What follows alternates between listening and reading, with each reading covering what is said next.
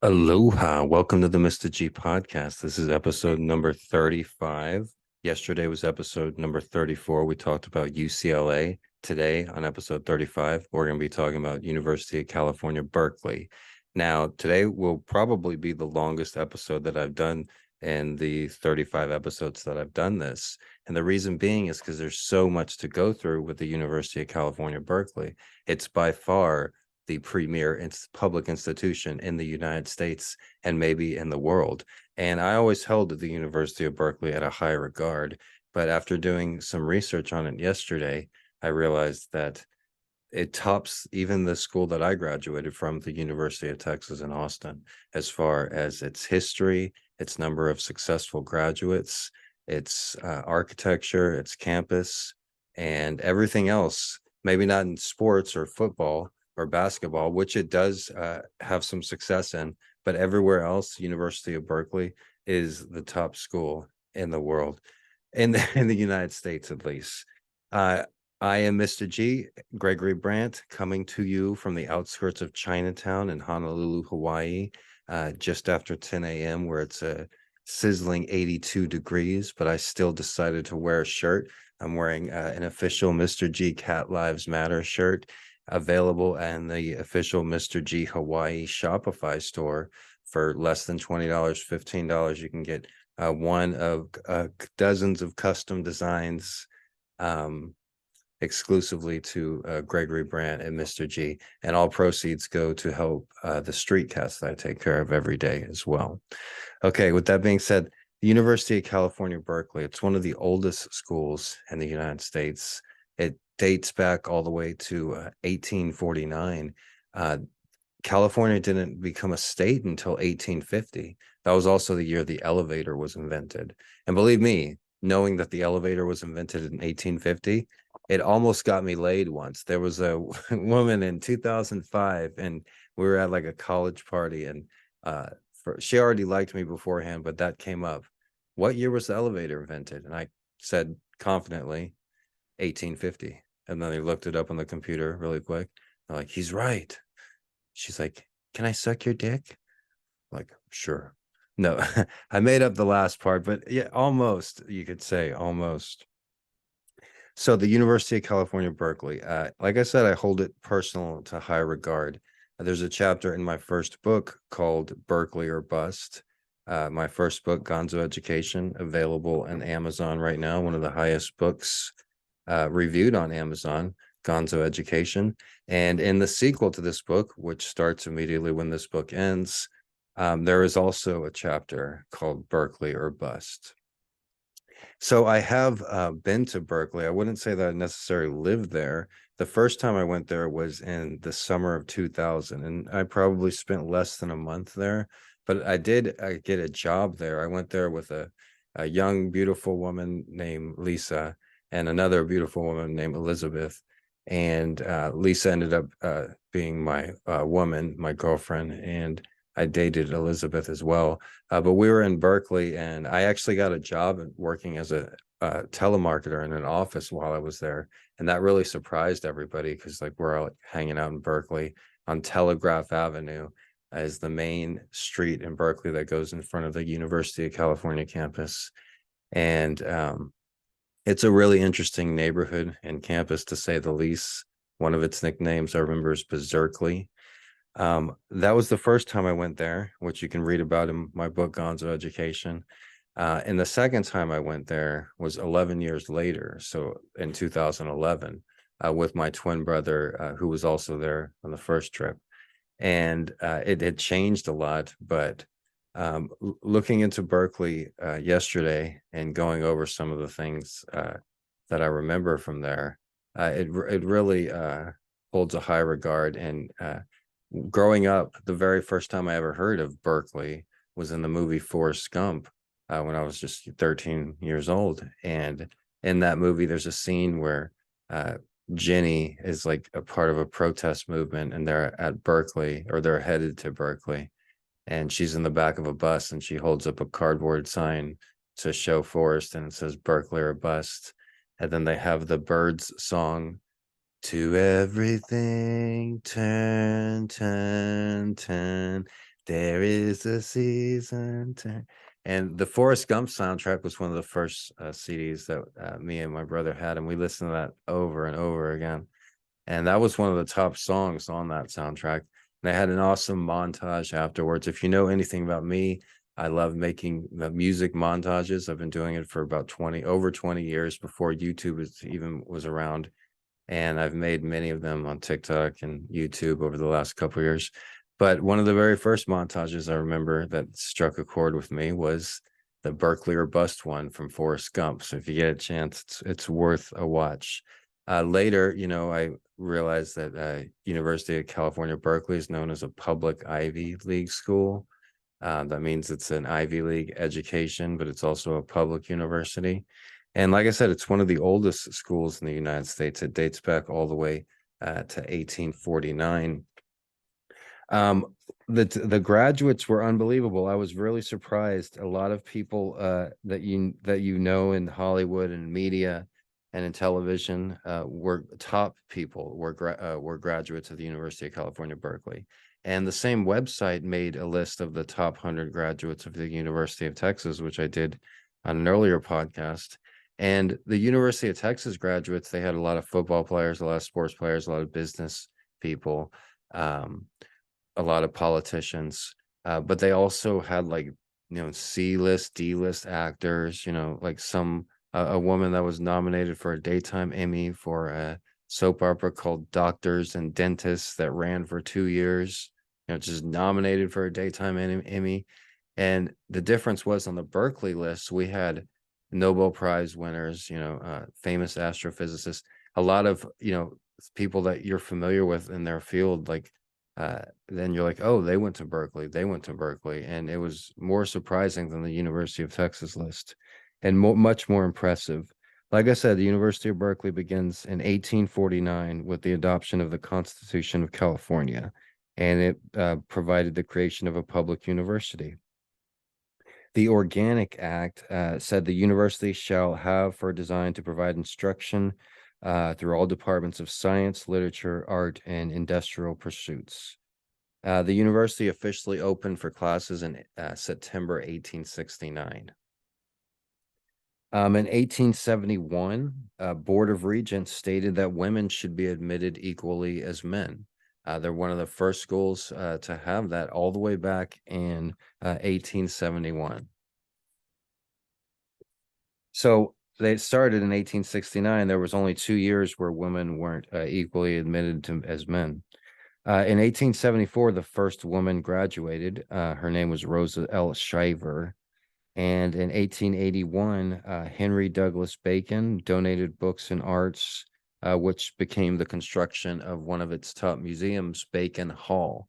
If you're ever on the University of Berkeley campus, even as a visitor, you obtain a visitor pass or whatever, and visit some of their libraries and museums, because like the University of Texas, they have some of the best libraries and best architecture and a lot of great artifacts as well. In 1891, Phoebe Aberson Hearst of the famed Hearst family made several large gifts to Berkeley, and that's when they built Hearst Hall. And another notable donor was Levi Strauss, the jeans maker. In 1905, the University Farm was created near Sacramento, which eventually became University of California, Davis. So that was for people that weren't able to commute to the Berkeley campus. The campus began to take a look of the proper university with the completion of the Memorial Stadium in 1923, where the University of California football team plays. Goofy, get off of there. I don't want you turning that off. So if you read, I used to camp out near the football stadium. Also, the observatory on Mount Hamilton, which you can see in the Berkeley Hills, began operation all the way back in 1888. So one of the United States' first observatories was actually in Berkeley. Like I said, in 1910, Berkeley has always played a significant role in political activism and student activism, like UCLA as well. But Berkeley has just taken it to another level. And like I said, this is going to be a interesting podcast because there's just so much that I can go over. In 1928, John D. Rockefeller funded the International House Berkeley, and the International House Berkeley officially opened on August 18th, 1830. It was one of the first residencies in the United States dedicated exclusively to international students. And University of Texas and the University of Berkeley lead the country in having the most international students. At the time, the only other similar buildings dedicated to international students was in Columbia University and the University of Chicago. This particular building, the International House, was the largest student housing complex west of the Mississippi. And the reason I'm so excited about the International House is because the International House comes up in my book, Gonzo Education. I don't call it the International House, but it's where me and my twin brother slept outside because we weren't welcome in. No, we slept inside for a few nights. During the summer, they rented out rooms to people because they had vacancies. And we stayed with this person. I forgot her name, JD's sister. And if you check out the book, Gonzo Education. But it was at the International House, and it was funny that came up. I also camped near their famed observatory as well. But and they began to gain international recognition in the 30s as a national research institution. The Great Depression and World War II led to financial cutbacks, and by 1942, however, American Council on Education ranked Berkeley second only to Harvard University in the United States. So all the way back then, the University of California, Berkeley was known as a premier institution. During World War II, Ernest Orlando Lawrence Radiation Laboratory in the hills above Berkeley, where I camped out, had contract with the U.S. Army to develop the atomic bomb. I might have not have camped there if I knew that they had done radiation testing all around in the area. Maybe that's why there weren't anybody else camping around there. But Berkeley physics professor J. Robert Oppenheimer was named of the head of the project in 1942. So like I said in my book, Gonzo Education, you can read about me and my brother in the sequel as well. We camped near that area and where Robert Oppenheimer directed the Manhattan Project. So all the way back then, that was 1942. I mentioned Robert Oppenheimer because there's a famous movie out right now called of the same name, Oppenheimer. From 1943 to 1946, Berkeley was one of 131 colleges and universities that took part in the V-12 Navy program. So during World War II, they did not only help with the invention of the atom bomb, but surprisingly, the University of California, Berkeley has always been a top institution in ROTC, as well as producing top military figures, I should say. So they were part of this program called the V-12 Navy program, which increased the military's presence on campus in order to produce officers. By 1944, over 1,000 Navy personnel were studying at Cal. Cal is another name for the University of California, Berkeley. We'll go over, but you don't normally call it Cal unless you're an official student or employee there. If you don't go to school, the general public are supposed to call it University of California, Berkeley. Also, you're not supposed to say University of California at Berkeley. It's University of California, Berkeley for all you non-Cal students. And the 1944, like I said, they had over 1,000 Navy personnel. Some of the ROTC programs, Robert McNamara, former Army Chief, Frederick Whalen were both graduates of the Berkeley ROTC program. At the end of the war, the rise of student activism and pressure from student government ended the compulsory military training at Berkeley in 1862. So actually from 43 to 46 with this V-12 college training program, they had the U.S. military on campus to recruit officers, but they also made it a requirement for male students to have at first 4 years of ROTC, during the 40s. And then I think in the 50s, they lowered the requirement to 2 years of ROTC for all students at the University of California, Berkeley. But student activism and led to the dismemberment of the program in 1962. Oh, Mr. G said dismemberment. Okay, here we go. In 1949, the anti-communist loyalty oath was to be signed by all University of California employees, but several faculty members objected to the oath and were dismissed. 10 years passed before they were reinstated with back pay. Imagine getting back pay for 10 years as a university professor. It's like, wow, I didn't have to work for 10 years. I got 10 years back pay. I'm going to take 10 years off. All right. I'm going to go on vacation for 10 years. All right. In the 1960s, Berkeley began to gain a worldwide reputation for political activism, and that led with the free speech movement.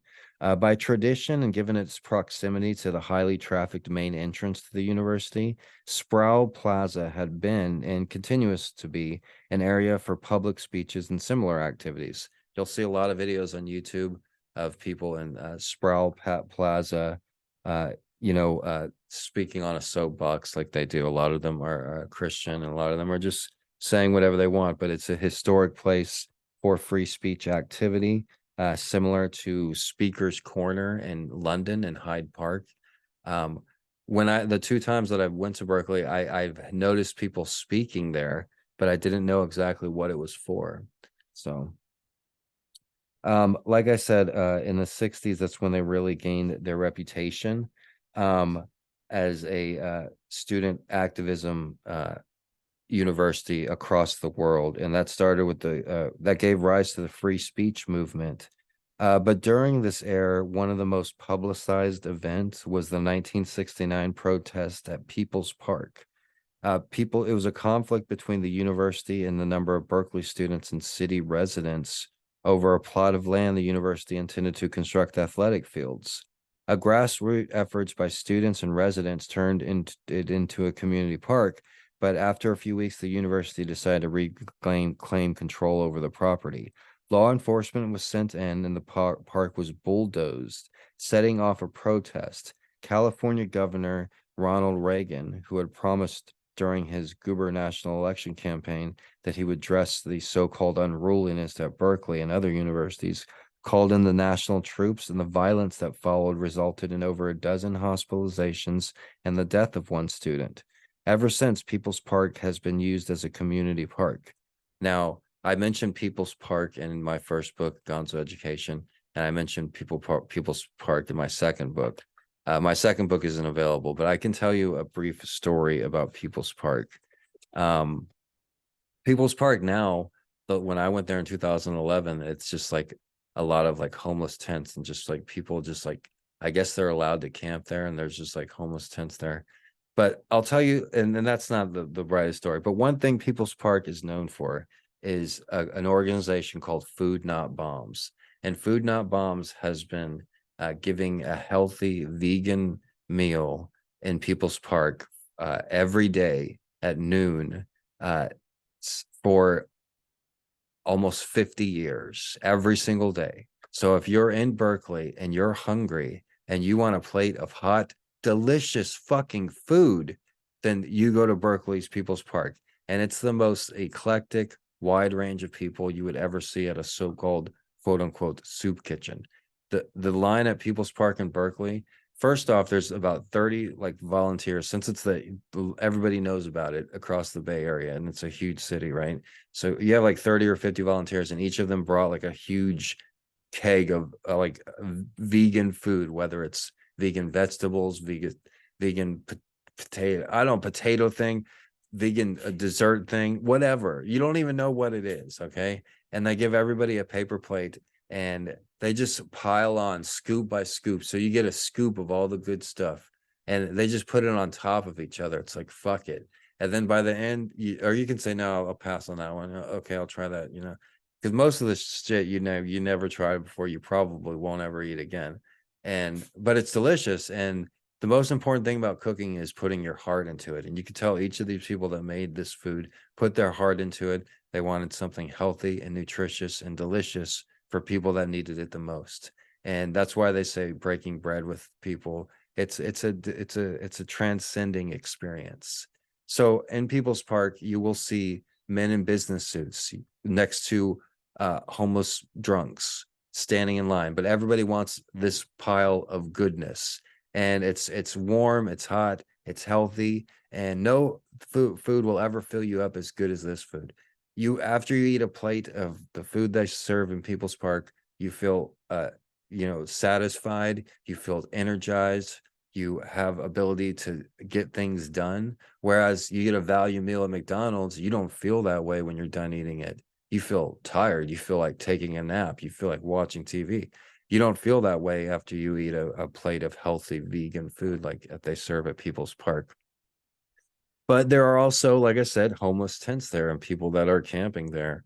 And it's not the safest place to be at night. Berkeley is not the safest place to be at night, but one of the most I don't want to use the word magical. I can't think of another word on the spot, but the second time in Berkeley, I also got a job at the dollar store unloading trucks in downtown Berkeley. And I was camping up by the observatory where Oppenheimer used to work, but my job started at like 1 a.m. So me and my brother and our cat were camping up in the hills of Berkeley, and I had to get to this job at like 1 or 2 a.m. So that means I had to leave the campsite in the middle of the night, climb down a huge hill in the middle of the night in complete darkness without a flashlight, and then walk through the streets of Berkeley to the downtown area of Berkeley to the dollar store job. I did this for a few nights, and it was one of the hardest fucking jobs I've ever had. And compared to 100 hard day labor jobs that I had in Texas. But this job, they didn't give us a bathroom break. There was nowhere to drink water. The water fountain was broken. So I didn't have access to water. I couldn't use the bathroom for like 8 or 9 hours. And we were just unloading this truck of crap that wasn't even boxed. That was just shoved in there. The worst shit you can imagine. And there were rats in the truck and rats all in the store. Rats fucking everywhere. And it was a horrible job. And the sun came up the next day, and walking back after working all night through the neighborhoods of Berkeley to our campsite, it was just so weird and interesting. And nobody else could do that. And my twin brother and our cat are at the campsite. We didn't stay at Berkeley long. This was in 2011. And so we left about a couple days after the 4th of July. So almost 12 years ago exactly. But People's Park, it was full of homeless people. And back then you couldn't buy weed if you didn't have a medical card in California. And we didn't use drugs or drink or anything. And we didn't want to associate with any of the homeless people, even though we were homeless, but we were up camping in the woods, and we also had a car at least. And we weren't going to camp with all those literal drug addicts and shit, but we did need to get weed. And there was so much weed in Berkeley for a week or two. My brother just walked around picking up all the medical weed was all handed out in the same type of packaging. And it's such a huge city, the University of California. For a couple of days, my brother just walked around and picked up the discarded weed baggies. And then he got like 100 together and put all the shake together and ended up like getting a thing of weed. And then another time we were walking down an alley and I saw an Altoids tin, like a really nice one that somebody had been using. And then I opened it up, it was just full of weed. And so that's our only thing. We needed weed. We smoked weed every day. And the one time we tried to actually buy weed from an individual, which sucks trying to do it on the black market, was at People's Park. And I'll end today's podcast with this story. All right. So and we'll continue with Berkeley tomorrow. So at People's Park, we're trying to get weed. And Michael's like, my twin brother is like, you need to be nicer to people. You're the social one. You need to talk to people, because we didn't know where to get weed and we had run out, and we knew we could smell it everywhere, but we needed to talk to somebody to get it because we didn't have a medical marijuana card. And I was being kind of a prick because I didn't have any weed. And we were in line, and at one point, I remember an example of how I was a prick. we were in line at one point, and this guy in like a tie and a suit was also in line for the nice meal I was telling you about at People's Park. And he was like on the phone, and he's like, hey, I want you to put all the money on cans, aluminum cans. They're big time, baby, big time. We're gonna go hit to the moon. Cans and empty plastic bottles, empty. And he's like, yeah, baby, we're going far, you know. And it was just funny. And I laughed a little bit too, but then Michael was like, you could cheer up a little. Or no, somebody said something to me. So like, where are you guys from? And I'm like, we're from Texas. All right. And then like I said something snarky or something. And then Michael was like, my twin brother's like, you can be a little nicer, you know. And he was right. But I had to talk to these people to try to buy weed, right? And I'll tell you an example why it wasn't necessarily good to be too nice. So we're walking by, I'm like, hey, do you, or somebody says, you want to buy some smoke? As we walk by, and we're like, yeah, you know. And then they're like sitting on a beach towel, like in People's Park, and it's this girl and this guy, like these two young white dudes, a white dude in his 20s and a girl in her 20s. And then I'm like, yeah, and I just need some weed. We like, oh, you guys want this or that? And I'm like, no, we just or Michael wasn't even there. It's just like, yeah, just some weed is good. You know, then just you know, $10 worth or $20 worth. And then so they give me a little bag of weed, and then I put it in my pocket. I'm all like happy. I'm like, finally got weed, you know. And I sit there for a minute just to be polite. And I remember there was like a skinny, like uh dark Asian homeless guy, and he was dressed in like just short shorts and a tank top, and he was in front of me, and some guy was sitting next to him. And then the girl that was selling me the weed was like yelled out like, hey, you finally got a friend. And I guess I remember this because I started to get sick because she sold me the weed, right? And then I'm like, she's like, you need a pipe? And I was like, yeah, I guess I could smoke a bowl. She's like, okay, smoke a bowl with us. And then so I take out a little bit of the bud and I break it up. And then she hands me this little metal pipe to use. And then I put it in there. And then I tell her like, yeah, I don't do weed or anything. Or I only smoke weed and stuff. And then we start smoking out of the pipe and then pass it around. And then the guy looks at the girl and he's like, hey, was that the same pipe that you were using? And then she's like, oh shit. And I was like, what? And then they're like, nothing. You'll be fine. You'll be fine. And I was like, what the fuck? And then as we're sitting there, I hadn't smoked weed in like a few days or a week even, because this was like right when we got to Berkeley. And we had just found the Berkeley Public Library. And Michael was actually waiting for me at the Berkeley Public Library while I was going to go to People's Park to try to score weed. So I'm at People's Park and we start to smoke the weed. And then like I just start like like getting too high, like paranoid and like what's going on, what's happening, you know? And then like they say that like, hey, weren't you smoking something in that? Like a word that I wasn't familiar with. And then she's like, oh shit. And she's like, you should empty that out. You shouldn't use that. And then he's like, here, use a can, make a pipe, you know. And I was like, oh well, I gotta get going anyways, you know, just keep it, you know. And then so I get up and that's when she was like, hey, you found a friend. And I was just like having like a panic attack straight up. And then I walked the short distance from People's Park to the Berkeley Public Library where Allen Ginsberg wrote the poem Howl. But I walked back to the Berkeley Public Library where on this day in the summer of 2011, my brother was waiting for me. And he's like, did you get the stuff? And I was like, yeah, but I think I smoked something bad because I used the pipe. He's like, you stupid, you know? And then we're just sitting there and quiet in the library, like using my laptop, using the internet. And then all of a sudden, and I'm just sitting there and like I'm thinking, okay, well, I'm safe in the air conditioned library. I'll just wait until I calm down from all this stuff. But then all of a sudden we're at the bottom floor where the public computers are. All of a sudden I just start getting nauseous as fuck. And I'm like, oh my God, whatever was in that pipe, it just made me sick as fuck. It wasn't weed, obviously. And I'm about to just explode chunks. And then I'm like I could tell Michael, hold my shit, you know, watch my bag. And then I try to go to the first bathroom, but it's locked. And then they have like a stairwell in the Berkeley bathroom, and like, and I'm like literally about to throw up everywhere. And then I go up to the second floor, that bathroom locked. I go up to the third floor, and I'm about to just throw chunks everywhere. And it's on a Saturday morning, like bright, and the library is packed, one of the busiest libraries I've ever seen. And then I go up to the next floor, and there's like a cardboard cutout of Elvis Presley for some reason. And I was about to just throw up right on Elvis's face. And then I'm like, fuck it, I'm looking for the next floor. And I run up the next floor, then there's a bunch of kids like having story time. I'm like about to traumatize the fuck out of them, like vomiting all on their faces. And then I'm like, fuck. And then finally, oh, I can't say anything because I'm so in my head, I'm like, fuck. Finally, I go up to the top floor, and that's where the open bathrooms are. I open the door, there's some like homeless guy shaving. And then I open the bathroom door,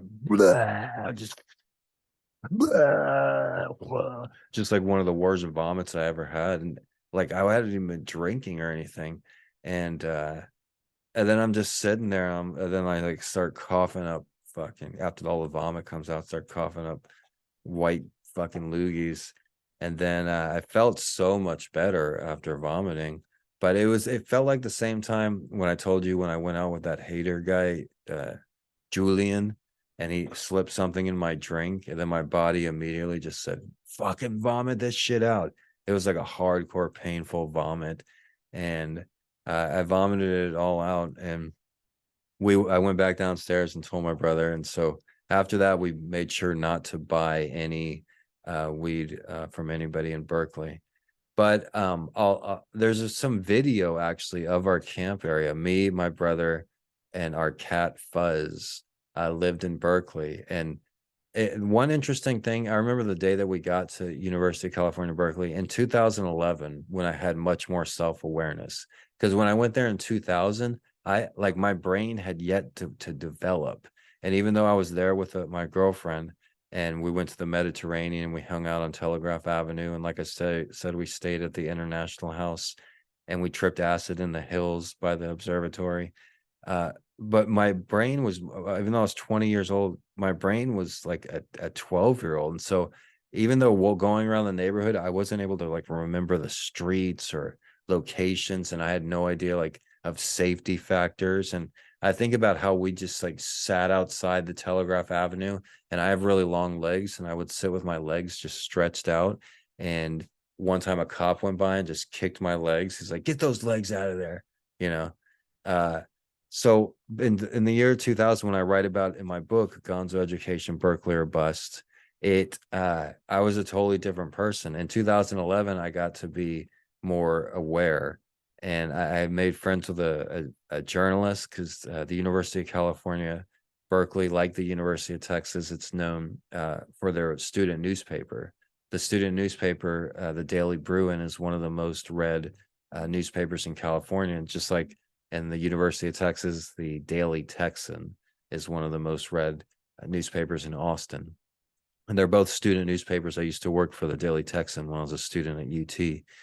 So I made friends with one of the editors there at Berkeley, and also a recent graduate. I actually, this guy named David, I told him about me and my brother's situation, how we were camping with our cat up by the observatory, and he asked if he could come there and I asked if he could videotape it as well. And so I showed him the area that we were camping in, and he was a very like well-off, good-looking young man.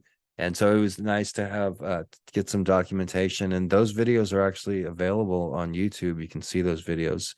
They were constructing the football stadium at this time in 2011, and so we were right near Memorial Stadium, but when they were doing the revamps, because as I said earlier, Memorial Stadium is one of the oldest football stadiums in the United States, one of the oldest active football stadiums in the United States. And also, when we were there, one of the it was right near where they have these concerts. I think it's the Japanese Tea Gardens. I forget exactly what it's called, but right where we camped out near Oppenheimer's lab, they had these concerts. And I believe when we got there, like we started camping, and all of a sudden Bob Dylan started playing, and we're like camping above Bob Dylan, and he's just playing like and I'm just like, are we imagining this? Is Bob Dylan playing like at our campsite? And then like I think they're having a concert down there or something like that. And then another night, Sublime was playing, not with lead singer Bradley Noel, but another lead singer. But the band Sublime was there, and we walked by their tour van because our camp area was right by where their tour bus was. So I was saying to my brother, I'm like, hey, let's knock and see if they have any weed. Because we were like looking for weed at the time. And we're like, hey, Sublime, hey, you know where we can score some weed? Yeah. But we didn't end up knocking because we were also, legally camping. So, and we were worried about our cat Fuzz. So instead, we just snuck right by there. The University of California, Berkeley, like I said, Berkeley Public Library is just off of campus, and as well as People's Park. But it's a very historic university, and I really am proud of the chapter in my book, Berkeley or Bust, and the chapter in my second book, Berkeley or Bust. It's a lot more dangerous now than it was when I was there in the year 2000 and when in the year 2011, but it's still the premier university in the United States. And I don't have kids, but if I did, I'd always say like, oh, I would want them to graduate from the University of Texas in Austin, where I graduated from. And that would be nice too. But if you really want to be proud of your kids, having them graduate from the University of California, Berkeley, no better school in the United States. I would want my children to graduate from a public institution, and that is the premier public school in the United States. It's not even close. The number of successful graduates, the number of people that have gone on to change the world. And that's not easy for me to say, considering I hold the University of Texas in such high regards. But I'll give credit where credit is due. The University of California, Berkeley is the number one school in the United States. And the official referring of it, UC Berkeley, is the standard name for communications to the general public. The university's current brand identity standards call for UC Berkeley. So that's what it's called, UC Berkeley. And Berkeley is used in further references once you document what UC Berkeley is used, because Berkeley is also the town of Berkeley. Berkeley is the academic expression of our brand used by colleges, schools, and departments in official communications. Cal, C-A-L, according to the campus, is the social expression and pet name for Berkeley. It's used for Cal athletics, for the football team, baseball team, etc., and the Cal Alumni Association. So for graduates of the University of California, Berkeley, you're allowed to call it Cal. Students are allowed to call it Cal. If you're affiliated with the athletics department, you're allowed to call it Cal. But for everybody else, it's UC Berkeley. The term University of California has come to refer to the entire University of California system is the main reason. And the campus office for trademarks disallows the use of Cal Berkeley, though it is occasionally used colloquially. Unlike most University of California campuses, which are commonly known by their initials, usage of UCB is strongly discouraged, as in University of California at Berkeley. You don't say University of California, Berkeley. You say UC Berkeley. Get it right or pay the price. All right? Berkeley, buddy. All right. I hope you guys enjoyed the podcast today. Yesterday, like I said, UCLA. Today, we did UC Berkeley. And we're going to continue with UC Berkeley because it's that good of a school. Tomorrow, I'm going to tell you all about the top graduates for UC Berkeley. And later in the week, we're going to talk briefly about USC as well. USC will be the last school. But UC Berkeley, number one school in the United States. If you know anybody that has graduated from there, give them a pat on the back because there is no better school to graduate from. All right. The Mr. G podcast is available wherever you listen to podcasts. Just type in Mr. G Hawaii podcast, Gregory Brandt podcast.